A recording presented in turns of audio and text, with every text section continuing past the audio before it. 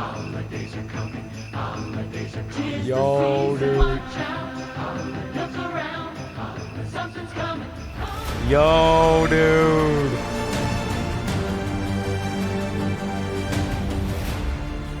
Eight days to go, and we continue on with the PoE2 passive tree videos.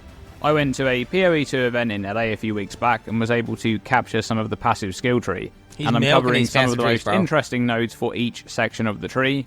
Today it's the strength and intelligence area of the tree, and this is the only class start location where no classes will be starting at the launch of early access, as both the Druid and Templar won't be playable just yet. We're starting with Bolstering Presence, which is right outside the class start location. Because auras are shit now, right? Auras only affect your allies and don't affect you, right? That's auras are dog shit now. 20% increased effect of auras from your skills. Fuck that. Now we know that auras. Yeah, there's so apparently there's persistent buffs and there's auras. Auras only affect your allies. Persistent buffs only affect you. Which are basically basically you got solo auras and you got group auras. That's what chat's been saying. I was thinking there might be a support gem that says, "Oh, instead of your auras, instead of affecting your allies only, but only affect you." I think maybe there'll be a support gem that does that. That does a reverse. You've an aura. Chat is wrong. Chat is not wrong. What is happening? Hey, from my current understanding of the game, auras will only affect your allies and not affect you, and persistent buffs will only affect you and not your allies. And so this is an aura, not a persistent buff effect. If it said auras and persistent buffs have 20% effect, that's good. Yeah. Auras in PoE2 are going to be a lot more support focused. Yeah, look, allies. Oh, yeah, look. All you Danny Kanglers in chat, by the way, who are all saying, "Oh, shut the fuck up, you retard idiot. You don't know what you're talking about." Look. Literally look at the screen in front of you right now. Emit an aura that grants allies in your presence energy shield. Allies in your presence. The aura does not affect you. Okay? No, the aura does not affect you. It literally, this is what they say. This is buff persistent aura. So it's got the aura tag. So there's persistent buffs that aren't auras that will affect you. I mean, this is the current understanding is that auras are going to only affect your allies and not you. Now, there may be a way to reflect auras back at yourself. There might be like aura reflect support gem. And it says, "Oh, auras now only affect you and not your allies." Who knows? Maybe there's some shit that does that. You are the aura. The aura is not you. Compared to PoE1. A good example of this is the Discipline aura, which at level 19 adds 38% of your maximum mana as maximum energy shield to nearby. Oh, so wait, so chat was right. No, chat.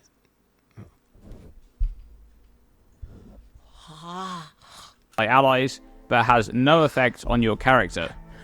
Importantly, the increased effects from Bolstering Presence wouldn't improve the aura-like effects on scepters, such as those ones listed here, as this notable only increases the effect of auras from skills specifically. Just outside of the starting location is Resolution. Whoa.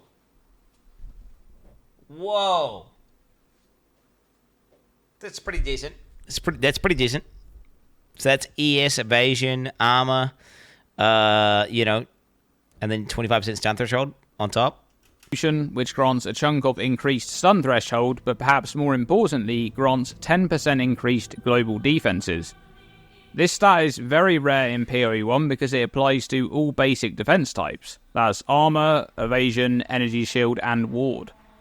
We don't know if ward will exist in PoE2, but a typical build in this area of the tree will likely have some investment into both armor and energy shield, so this will be a decent pickup. Global defenses can be broken as fuck, right? Because wait, why is it so strong? There's some sort of conversion stacking bullshit going on. I'm trying to remember what it was. No, global defense didn't work like that, right? Because there was iron reflexes, which was bussin' because then you get double scaling. ZZ Ran just broke the news. ZZ Ran hates this. What is going on in chat right now? Bro, I'm going to be honest. I'm about to ban the word Ziz. You guys are getting real fucking autistic about, like, what the fuck are you guys going on about? This is kidding. I'll be honest. The ZZ Ran mad. I shouldn't have encouraged it. It's actually really... I shouldn't have encouraged it. It's actually bad.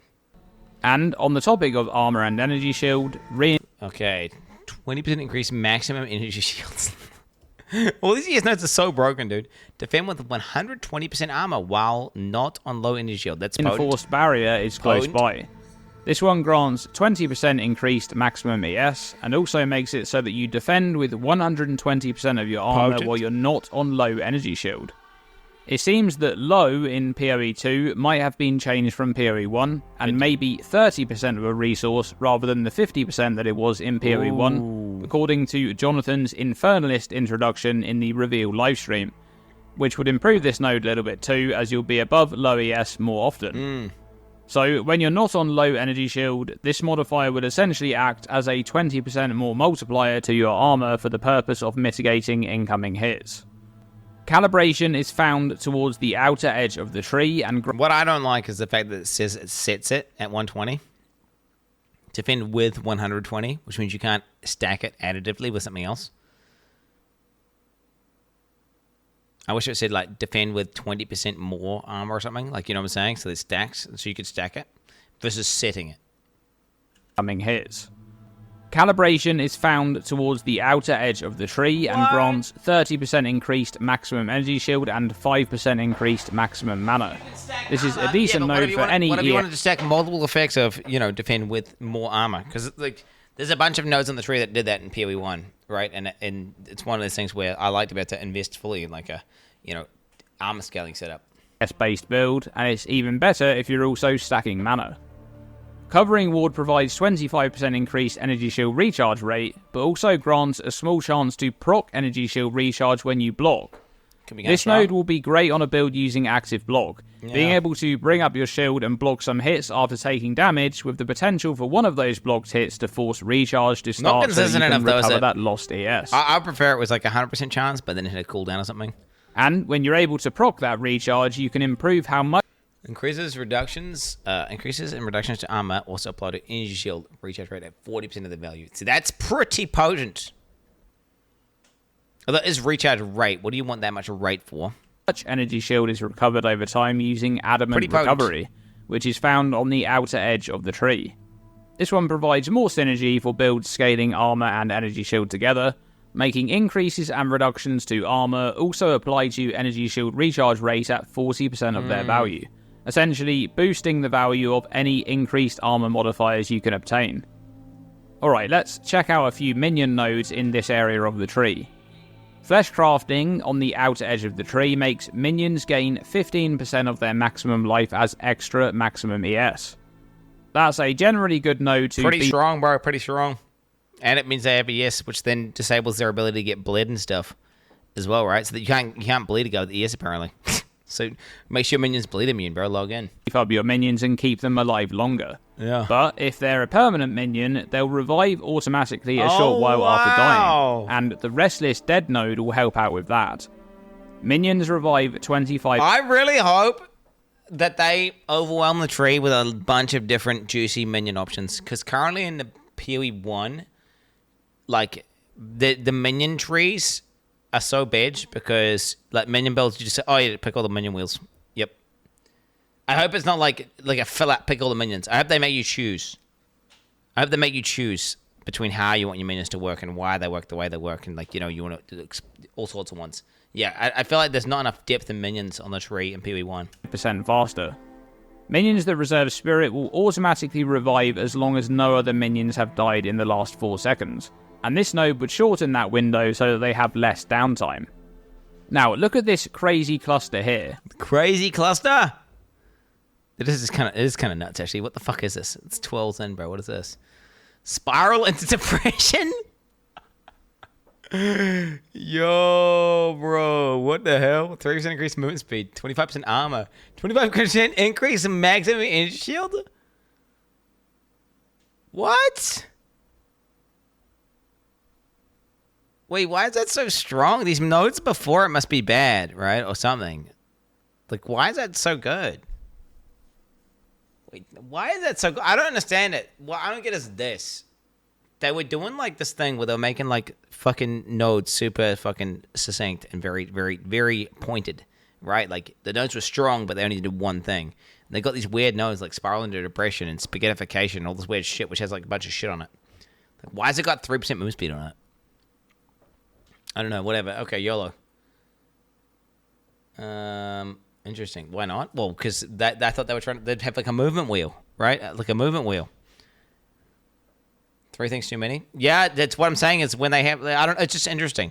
And then I've kind of become desensitized to these insane energy shield values. It seems like every single thing that has ES on it is just fucking broken now. So the base ES on gear must be so low. Increased cast speed, 10%. 7 cast res. Spiral into mania. Spiral into insanity. 29% increased chaos damage. 10% increased global defenses. What the fuck? This spiral-themed cluster. There's 3 notables here, and each of them require 4 points to path into the notable. Spiral into Insanity is going to be great for most chaos damage builds, whilst Spiral into Depression should be useful for a decent amount of builds in this area of the tree, providing a boost to armor and ES, and a small boost to movement speed as well. Spiral into Mania does seem like the odd one out here, as it appears to be a bit weak, but do keep in mind that cast speed is generally more difficult to obtain than it was in PoE 1. However, the awkward access to this cluster may make these nodes a bit unfavourable with how many points you're required to spend to reach them. Yeah. Okay, let's take a look at a few... Wait, who reckons that PoE 2, because obviously you can... There's like what something spreadsheets as versus how good it is practically. Who reckons based on PoE 2 gameplay... attack speed is going to spreadsheet bad, but it's actually going to be really good. And cast speed. Because I feel like it seems like every single bit of footage we see, the characters cast are super slow and the attacks are super slow. And even though like you'll have a choice between attack speed giving you like 3% more DPS or some other node giving you 7% more DPS, I feel like a lot of people are going to opt for the cast speed and the attack speed, even though it spreadsheets far lower, but just because of the actual practicality and the playstyle. Right? Yeah, I think raw dogging the math on your napkin versus like the actual gameplay is going to be 2 different things. Speed is going to get, that's what I'm saying. Totem nodes beginning with supportive ancestors, which 25% increased damage while you have a totem. Totems have 2% cast speed per summon totem, 2% attack speed per summon totem. That's kind of cool. I like the way it ramps. I don't like the 25% increased damage while you have a totem though. I feel like that, what can I say though? That's just me. provides 20 Make that 3% and remove the 25%. GG. 25% increased damage while you have a totem summoned, and grants totems 2% increased cast speed and 2% increased attack speed per summoned totem that you have. As of right now, the passive tree only really has support for attack totems, as they're the only ones we can really use at the moment. The spell totem support is likely to come whenever the Templar makes its way into the game, but there are a few notables in the strength area of the tree that grant +1 to the maximum limit for attack totems, allowing you to summon more totems, which would improve the effectiveness of this node. But you could instead make use of Ancestral Bond. Unlimited number of summoned totems. Totems reserved for 100 spirit each. It seems like quite a lot. That seems to be like quite a lot of spirit. But then you can obviously scale that down, right? You can get spirit reservation nodes on the tree. It's 50 now. Yeah, 100 seems ridiculous. So it's 50 now. Okay, so it's 50 now, and you could also get nodes on the tree, which reduce reservation costs, like spirit costs. Yeah, okay. So they're making it so you can turn totems into minions, basically. Which then you can get like tons of fucking guys. I mean, yeah. Okay, respectable. It's like a stationary minion that you summon. A returning keystone from PoE 1 that has been changed quite significantly.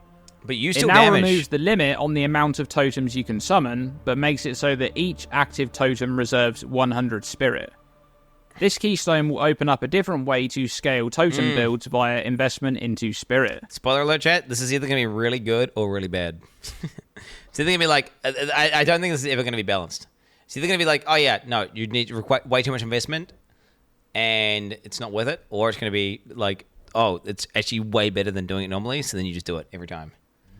Unless GGG have fucking 5 heads and they figured out a way to make it balanced. I mean, who knows, bro? Who knows? Interestingly, when this one was first leaked, it was 50 spirit per summoned totem, and it's now 100, so 50 was likely a bit too low after their internal testing, But the number on this keystone needs to be just right, because all of these builds using this keystone will be foregoing the use of powerful, persistent buffs to be able to use more totems.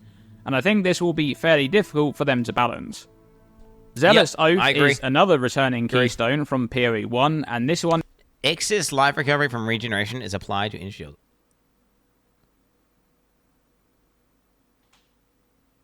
Wow! Wait, that's way cooler.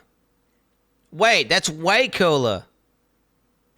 Wait, that's way cooler, bro. What? Oh my god, I like that. Wait, I like that a lot. I like that a lot.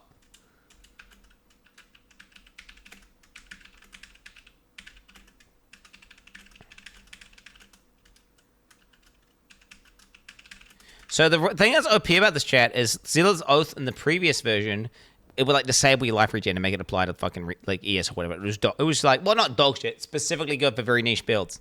This one here is like, yeah, if you've got good life regen, then your character can feasibly have a constant amount of ES, like basically over life, just sitting there. And then ES gives you all sorts of benefits, like reduced. I mean, think about it. While you have ES, you can't get bled. While you have ES, you get a stun reduction. While you have ES, you get all these cool things with ES. So you get the benefits of ES. Now, of course, if you take a large hit, it's going to remove the ES, and your life's going to go down, and it won't regen for a bit, but this is way cooler. This is a really nice node for 1 point. If you have, like, 500 ES or something, and you've got, like, 10% of your life coming back per second or something, I don't know if you can get that much in PoE 2, I don't know. Let's say you do have that. That's going to be a very potent node. Very cool node. Very nice node. For 1 point, assuming you're pathing near it. I would, like, or you can invest into it super hard and make it, like, really nice. Because, wait, that's like, it's kind of like a watered-down version of, what's that old man called? The Inquisitor. Now, the reason the Inquisitor is so broken with this, though, is because you can regen life and ES concurrently. Whereas this only just one at a time. So it's nowhere near as broken. But it's still pretty good. Is this depressed? Is this offended? Is also significantly changed. This keystone makes excess life recovery from regeneration be applied to Energy Shield, whilst preventing Energy Shield from recharging. Excess refers to any recovery that exists while life is full. So, when life is full, that recovery goes to work on your Energy Shield instead.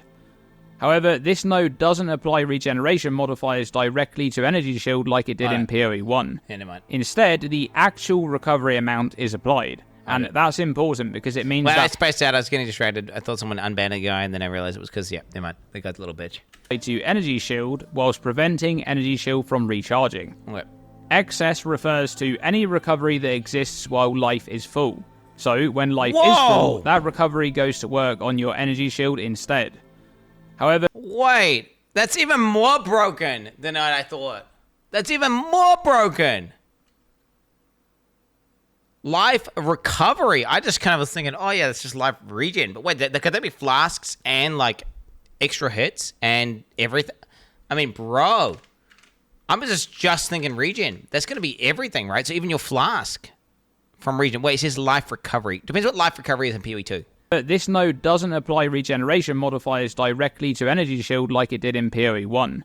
Instead, the actual recovery amount is applied. And that's important because it means that percentage-based life regeneration modifiers still scale from your life, making this node considerably weaker with Chaos Inoculation outside the use of flat regen modifiers. Another important note here is that Zealot's Oath specifically stops your Energy Shield from recharging, so it has some synergy with Eternal Youth, which makes life recharge... life recharge instead of Energy Shield.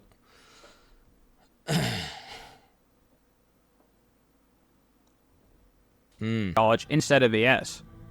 Okay, the best is... Wait. Life recovery, though. What is life recovery in PoE 2? What is life recovery in PoE 2? Like, is a flask life recovery? Is a life gain on block life recovery? Or is that life gain? Like, what is that? From regeneration, you can't... I mean... From regeneration. Okay, from regeneration. Oh, wait, he was saying from everything, though, right?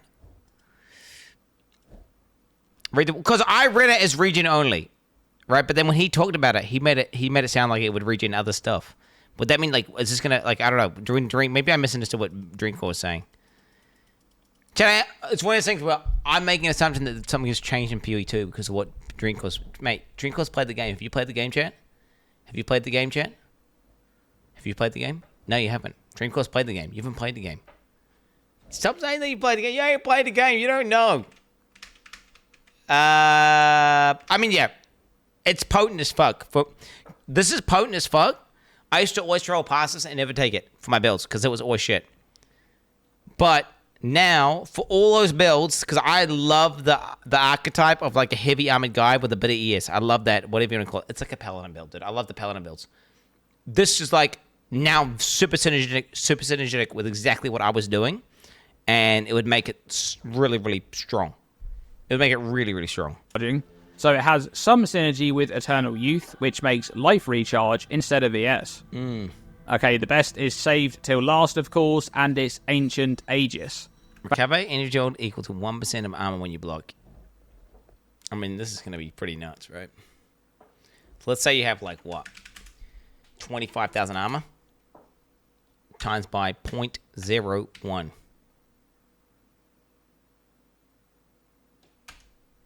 $250 ES when you block. That's broken, isn't it? That's broken, isn't it? That's broken, isn't it, bro? What do you mean zero chance you're getting 25k armor, bro? There's builds with 3 million armor in PoE 1. 25k armor is like how much armor you get if you're just playing a jug with a shield, bro. What are you talking about?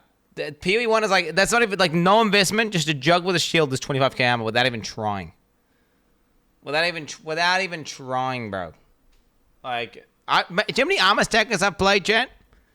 Do you know how many armor stackers I've played? Okay, let's say half this. Okay, then it's still gonna be good as fuck, right? 25k. Let's say it's like halved. Okay. So it's 125 ES on block. And that's being so conservative. Dude, 12k armor? Bro, my Slayer has 12k armor with 0 armor nodes in the game taken. What are you talking about? Like, Iron Reflexes, assuming Iron Reflexes exists, which I don't know if it does. With Iron Reflexes, you are going to get over 10k armor, like, with, like, 1 piece of armor equipped. Bro, there's no way. What do you mean PoE 1 brain? Have you seen how much ES? Have you seen PoE 2 nodes? Bro, PoE 2 tree is the one that's broken. PoE 2 tree, you're going to have, like, 2,000% increase ES on your tree, bro. On a level 25 character, you'll have like 2,000% ES. Okay, PoE 2's got the broken nodes, mate. Found on the outside edge of the tree. Recover energy shield equal to 1% of armor when you block. Yeah, I never use armor stacking So class, this mate. is the modifier on Aegis Aurora from PoE 1 at half of its value, but even at half of the value, this is still extremely strong. Not to mention the fact that active block exists in PoE 2, allowing you to pretty much guarantee some blocked hits to be able to recover energy shield quickly. We don't really know just yet how much armor an average character will be able to obtain in the endgame. This will matter. That will obviously matter. This does seem like really good, though. Like, yeah. Armor, ES, hybrid builds look fucking potent. Let's just say Armor ES hybrid. I do like the idea of an Armor ES build. I wonder if we have any life as ES nodes in this game. But if it's half or even a third of what we have in PoE For 1, life scaling. this node is going to be quite useful indeed. And there you have it, some of the more interesting nodes in the Strength Intelligence aligned portion of the PoE 2 passive skill tree. Thanks for watching this video, and as always, stay tuned and stay safe.